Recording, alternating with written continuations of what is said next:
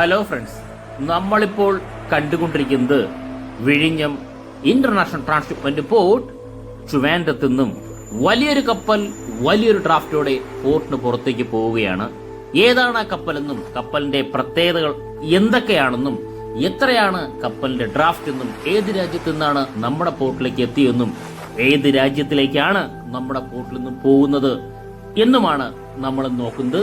നമുക്ക് പോകാം ഡീറ്റെയിൽ വീഡിയോയിലേക്ക്.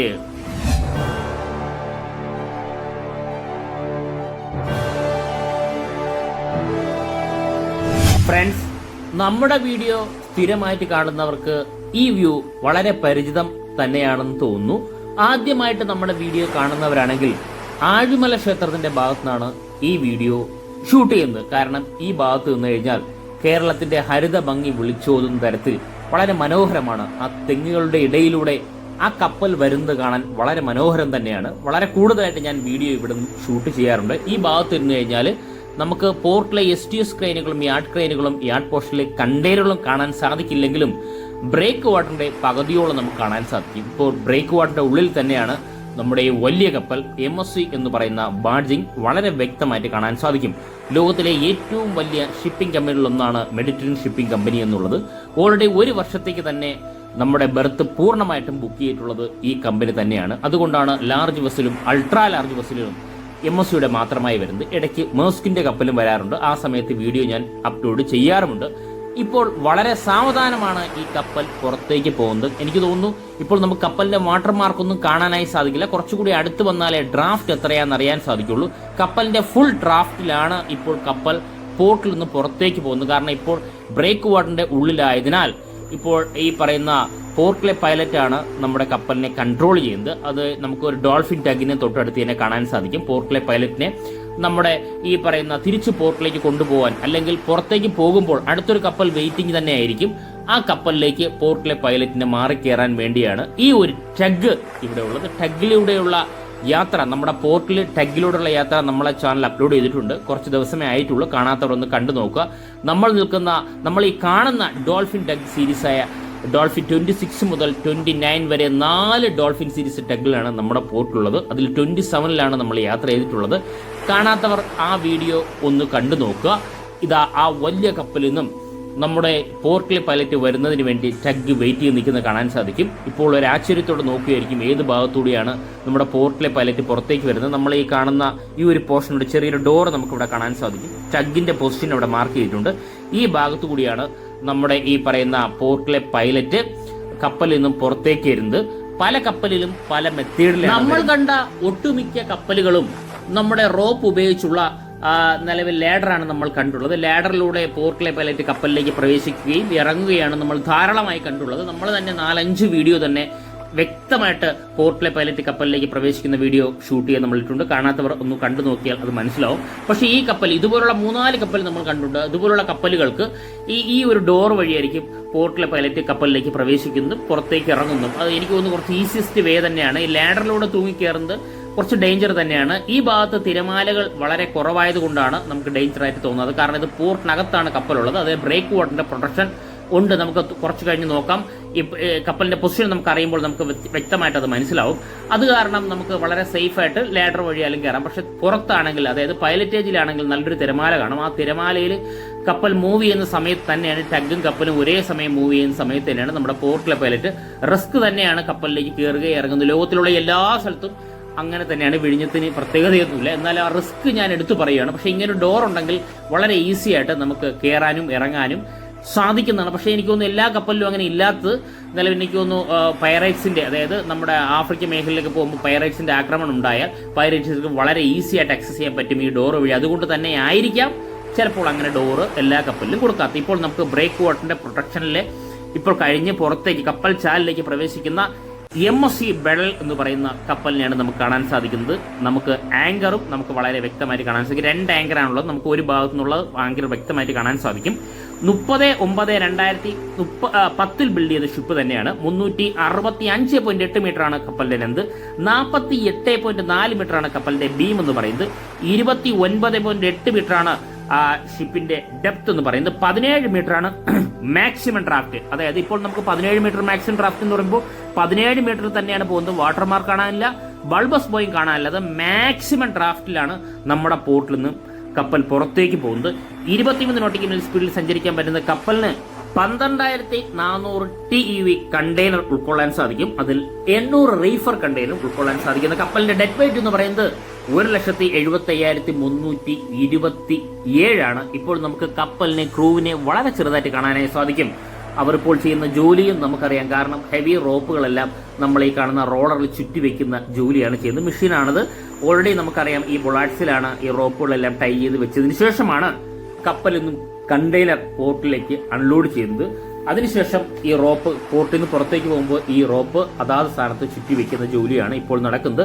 ഇപ്പോൾ നമുക്ക് കാണാനായി സാധിക്കുന്നത് നമ്മുടെ ബ്രിഡ്ജ് പോർഷനിൽ നിന്നും വളരെ വ്യക്തമായിട്ട് കാണാൻ പറ്റുന്ന കപ്പലിലെ ഏറ്റവും മുന്നിലെ പോർഷനായ ഫോർമാസ്റ്റ് ആണ്. അതായത് നാവിഗേഷൻ ലൈറ്റ് ഉൾപ്പെടെയുള്ള എക്യുപ്മെന്റ്സ് ആണ് ഈ ഫോർമാസ്റ്റിൽ വരുന്നത്. നമുക്ക് ഡെക്ക് പോർഷൻ നോക്കാം. ഫ്രണ്ടിൽ ഡെക്ക് പോർഷൻസ് ഫുൾ അല്ല എങ്കിലും ബാക്കിയുള്ള കണ്ടെയ്നറെല്ലാം ഫുള്ള് തന്നെയാണ്. കാരണം അങ്ങനെ പറയാൻ കാരണം നല്ലൊരു ഡ്രാഫ്റ്റ് വെച്ചാൽ മാക്സിമം ഡ്രാഫ്റ്റ് തന്നെയാണ് കപ്പൽ മുന്നോട്ട് പോകുന്നത്. അത് നമുക്ക് വളരെ വ്യക്തമായിട്ട് തൊട്ടടുത്ത് വരുമ്പോൾ ആ ഡ്രാഫ്റ്റ് എത്രയാണെന്ന് വളരെ വ്യക്തമായിട്ട് നമുക്ക് നോക്കാം. ഇപ്പോൾ നമുക്ക് ആ ചെക്ക് ബോട്ട് ഇപ്പോഴും കൂടെ പോകുന്നുണ്ട്. അതായത് ഇപ്പോഴും നമ്മുടെ കപ്പലിനെ കൺട്രോൾ ചെയ്യുന്ന പോർട്ടിലെ പൈലറ്റ് തന്നെയാണ്. ഇനി നമുക്കൊരു ലാഡർ കാണാൻ സാധിക്കണ്ടോ? ഈ ഒരു ലാഡർ പലപ്പോഴും ചോദിച്ചിട്ടുണ്ട്. ഇമിഗ്രേഷൻ ക്ലിയറൻസ് ആയിട്ടുള്ള ലാഡർ എന്താണെന്ന് ചോദിച്ചു കഴിഞ്ഞാൽ നമ്മുടെ പോർട്ടിൽ കപ്പൽ വന്നു കഴിഞ്ഞാൽ കണ്ടെയ്നർ ഇറങ്ങുന്നതിന് മുന്നേ ഒരു ഇൻസ്പെക്ഷൻ ടീമുണ്ട്. അതിൽ ഹെൽത്തിന്റെ ഡിപ്പാർട്ട്മെന്റ് ഉണ്ട്, പല ഡിപ്പാർട്ട്മെന്റ് ഉള്ളവരുണ്ട്. അവർ നമ്മുടെ കപ്പലിനകത്ത് പ്രവേശിച്ചതിന് ശേഷം വെരിഫിക്കേഷൻ കഴിഞ്ഞതിന് ശേഷമാണ് ഈ കണ്ടെയ്നർ നമ്മുടെ പോർട്ടിലേക്ക് ലോഡ് ചെയ്യുന്നതെന്നാണ് അറിയാൻ സാധിക്കുന്നത്. അതിനുവേണ്ടിയുള്ള ലാഡറാണ്. അല്ലെ കപ്പലിലുള്ള ആർക്കും പുറത്തേക്ക് ഇറങ്ങാൻ സാധിക്കും നിലവിലെ സാഹചര്യത്തിൽ എന്ന് എനിക്കറിയില്ല. നിലവിലെ സാഹചര്യത്തിൽ സാധിക്കില്ല. ഇപ്പോൾ നമുക്ക് ചഗ് വളരെ സ്ലോ ആയിട്ടാണ് പോകുന്നത്. സ്ലോ എന്നല്ല, ടഗും കപ്പലും ഒരേ വേഗതയിൽ പോകുന്ന കാണാൻ സാധിക്കും. കാരണം നിലവിൽ ഞാൻ പറഞ്ഞതുപോലെ ഈ പറയുന്ന പോർട്ടിലെ പൈലറ്റ് തന്നെയാണ് നമുക്ക് ഈ കാണുന്ന ബ്രിഡ്ജ് പോർഷനിൽ. നമ്മുടെ വീഡിയോ സ്ഥിരമായിട്ട് കാണുന്നവർക്ക് ബ്രിഡ്ജ് വിങ് എന്താണെന്നും ബ്രിഡ്ജ് പോർഷനും വളരെ വ്യക്തമായിട്ട് അറിയാം. എന്നാലും ആദ്യമായി നമ്മുടെ വീഡിയോ കാണുന്നവർക്ക് നമ്മൾ ഈ കാണുന്ന ഗ്ലാസ് പോർഷനെയാണ് നമ്മുടെ വീൽ ഹൗസ് എന്ന് പറയുന്നത്. ബ്രിഡ്ജിന്റെ ഏറ്റവും പ്രധാന ഭാഗങ്ങൾ, അതായത് ട്രാൻസ്പെറന്റ് ആയിട്ട് നമുക്ക് കാണാൻ പറ്റുന്ന വിധത്തിലുള്ള ഈ ഗ്ലാസ് പോർഷനെയാണ് വീൽ ഹൗസ് എന്ന് പറയുന്നത്. അതിന്റെ മുകളിലാണ് ഈ പറയുന്ന മങ്കി ഐലൻഡുള്ളത്. മങ്കി ഐലൻഡിലാണ് ഈ പറയുന്ന navigation equipments, radar, signal mast, ഇതെല്ലാം നമുക്ക് ഇവിടെ കാണാൻ സാധിക്കും. MSC ബെഡൽ എന്ന് പറയുന്ന ബാഡ്ജിങ് വളരെ വ്യക്തമാണ്. ഞാൻ ഈ ഒന്ന് സൂം ചെയ്ത് കഴിഞ്ഞാൽ നമുക്ക് ഈ പറയുന്ന വീൽ ഹൗസ് ഒക്കെ വളരെ വ്യക്തമായിട്ട് കാണാൻ സാധിക്കും. ഈ പറയുന്ന കണക്ഷൻ എക്യുപ്മെന്റ്സും കുറച്ചുകൂടി വ്യക്തമായിട്ട് കാണാൻ സാധിക്കും. ഇന്ത്യയുടെ ഫ്ലാഗ് വിഴിഞ്ഞം പോർട്ടിലൂടെ ലോകത്തിലേക്ക് പാറിപ്പറക്കുന്ന കാഴ്ചയാണ് നമുക്ക് ഇവിടെ നിന്നാൽ വളരെ വ്യക്തമായിട്ട് കാണാൻ സാധിക്കും. കണക്ഷൻ എക്യുപ്മെന്റ്സ് എല്ലാം വളരെ ക്ലിയർ ആയിട്ട് തന്നെ കാണാൻ സാധിക്കും. കാരണം നല്ലൊരു തെളിഞ്ഞ കാലാവസ്ഥയാണ്. അത് മാത്രമല്ല നമുക്ക് ഈ പറയുന്ന ബ്രിഡ്ജ് പോർഷന്റെ സൈഡിലെ ഓരോ നിലയും വളരെ വ്യക്തമായിട്ടും ലാഡർ ഉൾപ്പെടെ കാണാനായി സാധിക്കും. ഇതാണ് കപ്പലിലെ ലൈഫ് ബോട്ട് എന്ന് പറയുന്നത്. എല്ലാ കപ്പലിലും ഏതാണ്ട് ഒരേപോലെ തന്നെയാണ് ലൈഫ് ബോട്ട് കാണാൻ സാധിക്കുന്നത്. പിന്നെ ഫീഡർ ബസ്സിലും നമ്മുടെ അൾട്രാ ലാർജ് ബസ്സിലും സൈസിന്റെ കാര്യത്തിലായിരിക്കും വ്യത്യാസം വരുന്നത്. കാരണം അൾട്രാ ലാർജ് ബസ്സിലാണെങ്കിൽ ക്രൂ മെമ്പേഴ്സ് വളരെ കൂടുതൽ കാണും. അത് കാരണം നിലവിൽ ചിലപ്പം കുറച്ച് വലിപ്പം കൂടിയ ഈ പറയുന്ന ഈ ലൈഫ് ബോട്ടായിരിക്കും അതിൽ ഉണ്ടായിരിക്കുക എന്നാണ് നമുക്ക് മനസ്സിലാക്കാനായി സാധിക്കും. ചിലപ്പോൾ ഒന്നിൽ കൂടുതൽ ലൈഫ് ബോട്ട് ഉണ്ടോ എന്നും അറിയില്ല. ഇനി നമുക്ക് അടുത്ത് വരുമ്പോൾ തീർച്ചയായിട്ടും നമുക്കത് നോക്കാം. ഇപ്പോൾ നമുക്ക് ഡെക്ക് പോർഷനെല്ലാം പൂർണ്ണമായിട്ടും ഫില്ല് ചെയ്തിരിക്കുന്നത് കാണാൻ സാധിക്കും. ഇപ്പോഴും നമ്മുടെ ചഗ് ഈ പറയുന്ന കപ്പലിനൊപ്പം പോകുന്നുണ്ട്. അതിന് പോർട്ടിലെ പൈലറ്റ് ഇറങ്ങിയിട്ടില്ല എന്ന് തന്നെ നമുക്ക് പറയേണ്ടി വരും. കണ്ടോ, ഇത്രത്തോളം വലിപ്പമുണ്ട് ഈ കപ്പലിന്. കണ്ടോ, നമ്മുടെ പോർട്ടിൽ നിന്ന് ഇപ്പോൾ കപ്പൽ ചാലിലേക്ക് കപ്പൽ പ്രവേശിച്ചിരിക്കുന്ന കാഴ്ചയാണ് കാണുന്നത്. അത് മാത്രമല്ല, ഇനി നമ്മളെല്ലാവരും കാത്തിരുന്ന കപ്പലിന്റെ ഡ്രാഫ്റ്റ് ആണ് നമ്മൾ നോക്കാൻ പോകുന്നത്. എത്ര മാത്രമാണ് കപ്പലിന്റെ ഡ്രാഫ്റ്റ് നമുക്ക് അറിയാനായി സാധിക്കില്ല. കാരണം പൂർണ്ണമായിട്ടും കടൽ ജലത്തിൽ മുങ്ങിപ്പോകുന്നു, വാട്ടർമാർക്ക് ഉൾപ്പെടെ മുങ്ങിപ്പോകുന്നു. 17 മീറ്ററാണ് മാക്സിമം ഡ്രാഫ്റ്റ് ഉള്ളത്. മാക്സിമം ഡ്രാഫ്റ്റ് കടലിൽ മുങ്ങിപ്പോകുന്ന രീതിയിൽ തന്നെയാണ് കപ്പൽ പോകുന്നത്. നമുക്ക് വ്യക്തമായിട്ട് തന്നെ കാണാനായി സാധിക്കണ്ടോ. ഇപ്പോൾ കറന്റ് ഡ്രാഫ്റ്റ് എന്ന് പറയുന്നത് 16.6 മീറ്റർ ആണെങ്കിലും 17 മീറ്ററോളം കടൽ ജലത്തിൽ മുങ്ങിപ്പോകും. നമുക്കറിയാം, നമ്മളൊരു MSC അയർലൻഡ് ക്യാപ്റ്റനായിട്ട് നമുക്ക് സംസാരിച്ചപ്പോൾ തന്നെ പറഞ്ഞു, കപ്പൽ ഫ്രണ്ടിലേക്ക് മൂവ് ചെയ്യുന്ന സമയത്ത് കപ്പൽ ഒന്ന് താന്നിട്ടായിരിക്കും പോകുന്നത്. അതായത് 1-2 മീറ്ററോളം, ഒരു 3-4 മീറ്ററോളം ക്ലിയറൻസ് അധികമായി ഉണ്ടെങ്കിൽ മാത്രമേ കപ്പലിന് വളരെ ഈസി ആയിട്ട് സഞ്ചരിക്കാനായി സാധിക്കുള്ളൂ. അത് പ്രകാരം 16.6 മീറ്റർ ഇറങ്ങി 17 മീറ്ററോളം കടൽ ജലത്തിൽ മുങ്ങി തന്നെയാണ് പോകുന്നത്. അതുകൊണ്ടാണ് നമുക്ക് ഡ്രാഫ്റ്റ് വളരെ വ്യക്തമായിട്ട് കാണാനായി സാധിക്കാത്തതെന്ന് പറഞ്ഞു കഴിഞ്ഞാൽ 17 മീറ്ററോളം പൂർണ്ണമായിട്ട് മുങ്ങി പോകുന്നുണ്ട്. അപ്പോൾ നമ്മുടെ പോർട്ടിൽ നിന്നും ധാരാളം കപ്പലുകൾ വലിയൊരു ഡ്രാഫ്റ്റിൽ തന്നെയാണ് പോകുന്നത്. ഇനി നമുക്ക് ഈ കപ്പലിന്റെ ഹൃദയം എന്ന് പറയുന്ന എക്സോസ്റ്റ് ആണ് നമുക്ക് ഇവിടെ കാണാനായി സാധിക്കുന്നുണ്ടോ. ഇത് ഞാൻ നേരത്തെ പറഞ്ഞ നമ്മുടെ വർഷം പറഞ്ഞ 2010 ബിൽഡ് ചെയ്ത ഷിപ്പ് തന്നെയാണ്. അത് മാത്രമല്ല വ്യത്യസ്തമായ കണ്ടെയ്നർ ഉണ്ടോ എന്ന് നോക്കുമ്പോൾ ഇത് നമുക്ക് ടാർപോണിൽ എനിക്ക് തോന്നുന്നൊരു യെല്ലോ കളർ ടാർപോണിൽ പൊതിഞ്ഞ കുറച്ച് പ്രോഡക്റ്റുകൾ നമുക്ക് ഉള്ളിൽ എന്തോ ഉണ്ട് കണ്ടോ. അതായത് നമ്മൾ ഈ 40 ഫീറ്റും 20 ഫീറ്റും എന്ന് പറയുന്ന കണ്ടെയ്നർ വലുപ്പമല്ല. ഒരു പ്രോഡക്റ്റ് ഒരു പ്രൊഡ്യൂസർ പ്രൊഡ്യൂസ് ചെയ്ത് കഴിഞ്ഞാൽ ആ പ്രോഡക്റ്റ് രാജ്യത്തിന്റെയും ലോകത്തിന്റെ പല ഭാഗത്തേക്ക് എത്തിച്ചു കൊടുക്കുന്ന ധർമ്മമാണ് കപ്പലുകൾ ചെയ്യുന്നത്. അപ്പോൾ നമ്മുടെ കണ്ടെയ്നർ മാത്രമല്ല ഈ സാധനങ്ങൾ കൊണ്ടുപോകുന്ന കണ്ടെയ്നർ വലിപ്പത്തിന്റെ ബേസിൽ പല മെത്തേഡിലൂടെയും ഇങ്ങനെ ഈ പറയുന്ന പ്രോഡക്റ്റുകൾ കൊണ്ടുപോകാം. അതിന് ഉത്തരം ഉദാഹരണമാണ് നമ്മുടെ പോർട്ടിൽ വന്ന STS ക്രെയിനുകൾ. അത് കണ്ടെയ്നറിനകത്തല്ല വന്നത്. അങ്ങനെ പല രൂപത്തിലുള്ള മെറ്റീരിയൽ എങ്ങനെ വേണം നമുക്ക് കപ്പലിലൂടെ ട്രാൻസ്ഫർ ചെയ്യാം, അതിനുള്ള സൊല്യൂഷൻ കപ്പൽ തന്നെ കണ്ടെയ്നർ വലിപ്പത്തിൽ തന്നെ നമുക്ക് ആ പൊസിഷൻ കാണിച്ചു തരും. ആ ലെവലിലാണ് ഇപ്പോൾ മെറ്റീരിയൽ കൊണ്ടുപോയിക്കൊണ്ടിരിക്കുന്നത്. ഇപ്പോൾ നമ്മൾ നേരത്തെ പറഞ്ഞതുപോലെ നമ്മുടെ കപ്പലിന്റെ ഹാർട്ട് എന്ന് പറയുന്ന ഇഞ്ചിൽ നിന്നുള്ള എക്സോസ് വാൾവാണ് നമുക്ക് ഇവിടെ കാണാൻ സാധിക്കുന്നത്. 2010 ബിൽഡ് ചെയ്ത എക്സോസ് വാൽവാണ്. ഇപ്പോൾ നമ്മൾ അങ്ങനെ എടുത്തു പറയാൻ കാരണം ഇപ്പോൾ വന്ന കപ്പലുകളുടെ എക്സോസ് വാൽവ് ഇങ്ങനെയല്ല, പല മാറ്റങ്ങളുമുണ്ട്. കാരണം വളരെ പൊല്യൂഷൻ കുറവ് തന്നെയാണ്, എക്കോ ഫ്രണ്ട്ലിയാണ്. ഇതെല്ലാം നമ്മൾ കപ്പലിലൂടെ തന്നെ പലപ്പോഴായിട്ട് കാണിച്ചിട്ടുണ്ട്. കാണാത്തവർ MSC അയർന പോലുള്ള ലോകത്തിൽ ഏറ്റവും വലിയ കണ്ടെയ്നർ കപ്പലിന്റെ വീഡിയോ ഞാൻ അപ്ലോഡ് ചെയ്തിട്ടുണ്ട്. കാണാത്തവർ ഒന്ന് കണ്ടു നോക്കിയാൽ തീർച്ചയായിട്ടും അത് മനസ്സിലാവുന്നതാണ്. ഇപ്പോൾ നമ്മുടെ കപ്പൽ ചാലിലൂടെ പുറത്തേക്ക് പോകുന്ന കാഴ്ചയാണ് നമ്മൾ കാണുന്നത്. ഫുൾ ലോഡായിട്ടാണ് കപ്പൽ പോകുന്ന കാഴ്ചയും നമുക്കിവിടെ കാണാം. ഇപ്പോഴും പോർട്ടിലെ പൈലറ്റ് തന്നെയാണ് കപ്പലിനെ കൺട്രോൾ ചെയ്ത് മുന്നോട്ട് പോകുന്നത്. വളരെ കുറച്ചു ദൂരം, അതായത് 10 നോട്ടിക്കൽ മൈൽ അകലെ പോയി കഴിഞ്ഞാൽ ഉടൻ തന്നെ international sea route, east west sea റൂട്ടിന് പോകാൻ വളരെ കുറച്ച് ദൂരം മാത്രമേ ഉള്ളൂ. അങ്ങനെ പറയാൻ കാരണം പല രാജ്യത്തും നമ്മുടെ പോർട്ടിൽ അടുക്കാൻ വേണ്ടി ചിലപ്പോൾ പുഴകളിലൂടെയും നദികളിലൂടെയും ധാരാളം കിലോമീറ്ററോളം സഞ്ചരിച്ച് അല്ലെങ്കിൽ ദിവസങ്ങളോളം സഞ്ചരിച്ചാൽ മാത്രമേ പല പോർട്ടുകളിലും എത്തുകയുള്ളൂ. ആ സാഹചര്യത്തിലാണ് വെറും അരമണിക്കൂറോ 3/4 മണിക്കൂറോ കൊണ്ട് ഇന്റർനാഷണൽ ഷിപ്പിംഗ് റൂട്ടിൽ നമ്മുടെ പോർട്ടിന്റെ പൈലറ്റ് ഏജ് വരെ എത്തുന്നു എന്ന് പറയുമ്പോൾ അതൊരു നിസ്സാര കാര്യമല്ല എന്ന് നമുക്ക് എല്ലാവർക്കും അറിയാം. ഞാൻ പലപ്പോഴായിട്ട് വീഡിയോയിൽ തന്നെ പറഞ്ഞിട്ടുണ്ട്. പലപ്പോഴും ഈ 10 നോട്ടിക്കൽ മൈൽ പറയുന്നത് മൈൽ അറിയാത്തവർക്ക് വെറും 18.5 കിലോമീറ്റർ മാത്രമാണ് ദൂരമുള്ളത്. പല കപ്പലുകളും വരുന്നതന്നെ 10, 16, 17 അല്ലെങ്കിൽ 20 നോട്ടിക്കൽ മൈൽ സ്പീഡിലാണ്. വളരെ ഫാസ്റ്റായിട്ടാണ് നമ്മുടെ പൈലറ്റ് ഏജിൽ എത്തുന്നത്. അതിനുശേഷം പൈലറ്റ് ഏജിൽ വന്നതിന് ശേഷം പോർട്ടിലെ പൈലറ്റ് കയറിയതിനു ശേഷം വളരെ ഫാസ്റ്റായിട്ട് നമ്മുടെ പോർട്ടിലേക്ക് പോകുന്നതും നമ്മൾ ധാരാളം കണ്ടിട്ടുണ്ട്.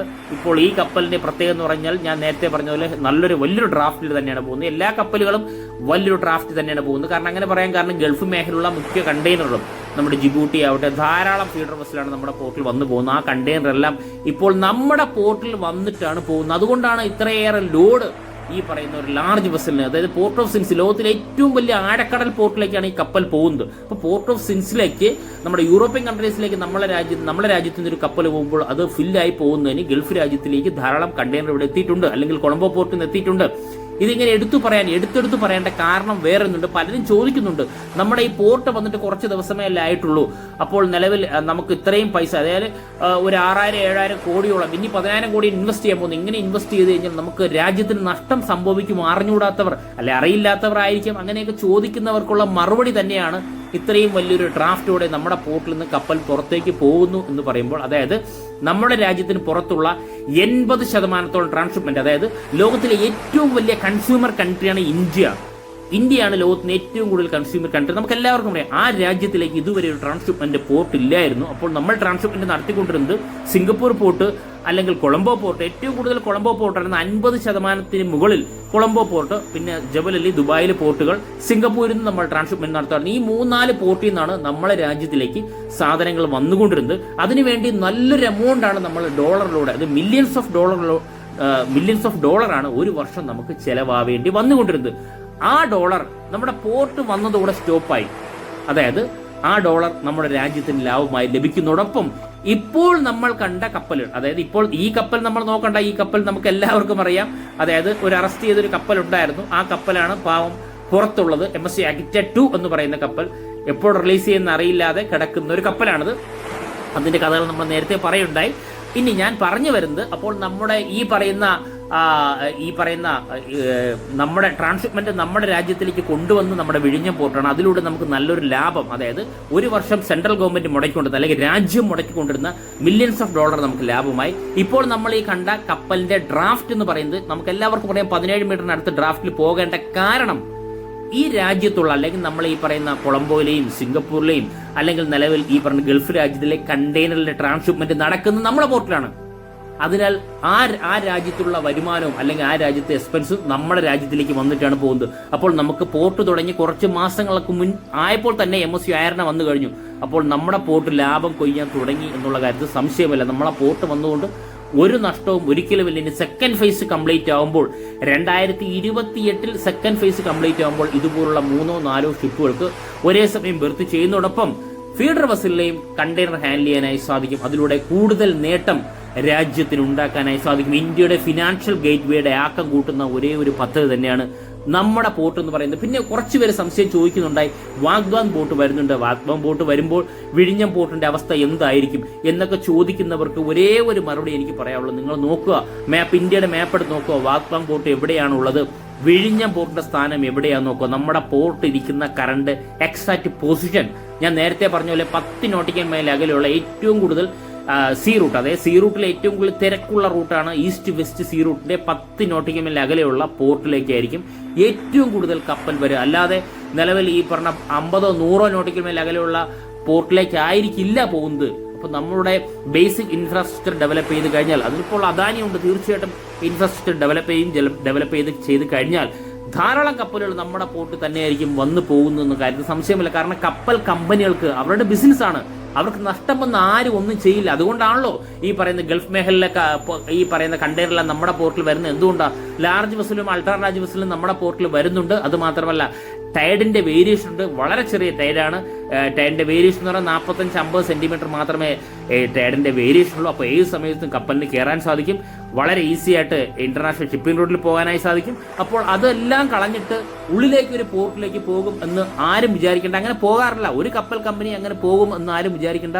അങ്ങനെ നഷ്ടപ്പെട്ട ഒരിക്കലും ഒരു കപ്പൽ കമ്പനി ചെയ്യില്ല. ഇപ്പോൾ നമ്മുടെ പോർട്ടിലെ പൈലറ്റ് നമ്മുടെ ടഗിൽ കയറിയതിനു ശേഷം പുറത്തേക്ക് പോകുന്നു, അതായത് ഇപ്പോൾ പോർട്ടിലേക്കല്ല പോകുന്നത്, പുറത്തേക്കാണ് പണി. പുറത്തേക്ക് പോകുന്നതിന് കാരണം ഔട്ടർ ആങ്കറേജിൽ അടുത്ത കപ്പലുണ്ട്, അടുത്ത കപ്പലിനെ പോർട്ടിലേക്ക് പ്രവേശിപ്പിക്കുന്നതിന് വേണ്ടിയാണ് ഈ ടഗ് മുന്നോട്ട് പോകുന്നത്. അങ്ങനെ സദാസമയം നമ്മുടെ പോർട്ട് തിരക്ക് തന്നെയാണ്.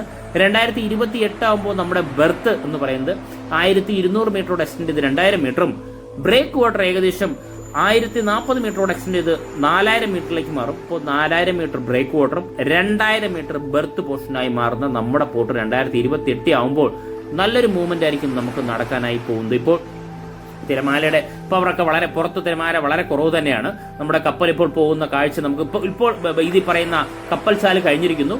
കപ്പൽ ഇപ്പോൾ നിലവിൽ ഈ പറയുന്ന ഇന്റർനാഷണൽ ഷിപ്പിംഗ് റൂട്ടിലേക്ക് പോവുകയാണ്. കാരണം നമ്മൾ ഇവിടെ നിന്ന് നല്ല തെളിഞ്ഞ കാലാവസ്ഥയാണെങ്കിൽ വളരെ കൂടുതൽ കപ്പൽ പോകുന്നത് നമുക്ക് വിഴിഞ്ഞ മേഖലയിൽ നിന്ന് കാണാനായി, കണ്ണുകൊണ്ട് തന്നെ വളരെ ചെറുതായിട്ട് കാണാനായി സാധിക്കും. അത്രത്തോളം അടുത്താണ് നമ്മുടെ പോർട്ട് ഉള്ളത് എന്നുള്ളത് അഭിമാനം തന്നെയുള്ള കാര്യമാണ്. വേറൊരു കാര്യമുള്ളത്, നമുക്ക് ഏകദേശം 18 മുതൽ 22 മീറ്റർ വരെയാണ് നമ്മുടെ പോർട്ടിന്റെ പല ഭാഗത്തുമായി നാച്ചുറൽ ആയിട്ടുള്ള ഡെപ്ത് എന്ന് പറയുന്നത്. നമ്മുടെ ഈ പറയുന്ന ഡ്രഡ്ജ് ചെയ്ത് അത് 24 മീറ്ററിലേക്കും പല ഭാഗത്തേക്കും മാറ്റിയിട്ടുണ്ട്. അതിനാൽ നമുക്ക് ഡ്രഡ്ജിങ്ങിന്റെ ആവശ്യം ഇനി വരുന്നില്ല. സെക്കൻഡ് ഫേസിൽ നമുക്ക് ഡ്രഡ്ജിങ്ങിന്റെ ആവശ്യം കൂടുതലായി വരുന്നില്ല. പല പോർട്ടുകളും ലക്ഷങ്ങളും കോടികളും മുടക്കിയാണ് ഡ്രഡ്ജ് ചെയ്തിട്ട് ഒരു കപ്പലിനെ കയറ്റുന്നത്. അല്ലെങ്കിൽ ലോ ടൈഡ് ഹൈ ടൈഡ് കാരണം കപ്പൽ പുറംകടലിൽ കടന്നിട്ട് വെയിറ്റ് ചെയ്തിട്ടാണ് നമ്മുടെ ഈ പറയുന്ന പല പോർട്ടിലേക്കും കയറുന്നത്.